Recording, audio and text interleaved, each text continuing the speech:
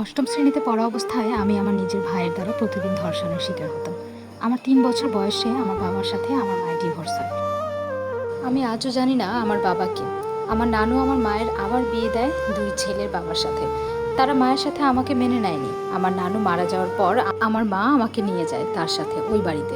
নতুন বাবার কিছু না বললেও তার ছেলেরা আমাকে সারাক্ষণ মারতো। এভাবেই আমরা বেড়ে ওঠা। আমার সৎ মা আমাকে সবসময় খোঁচাখুচি করতো, সবসময় খাবারের খোঁটা দিত। যখন আমি 7-এ পড়ি, ছোট ভাই আমার গায়ে হাত দিত সবসময়। ভয়ে কাউকে কিছু বলতাম না।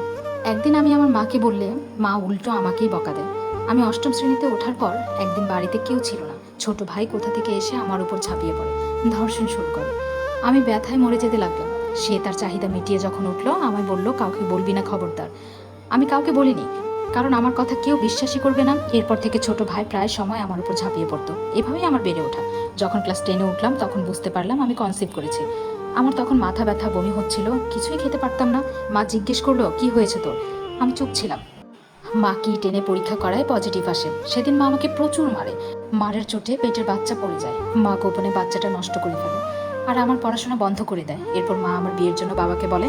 বাবা তো এমনিতেও আমাকে দেখতে পারে না, তাই উটকো ঝামেলাটাকে বিদায় করার জন্য মরিয়া হয়ে গেলেন। তখন আমার সে ছোট ভাই বিদেশ চলে যায়।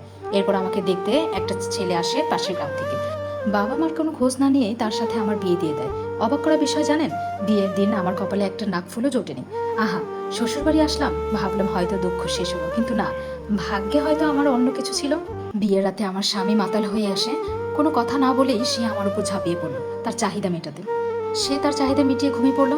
সকাল হতেই বাথরুম খুঁজতে লাগলাম। বরকে বাথরুমের কথা জিজ্ঞেস করতে প্রচুর গালি দিয়ে বললো, ঘুমাতে দে।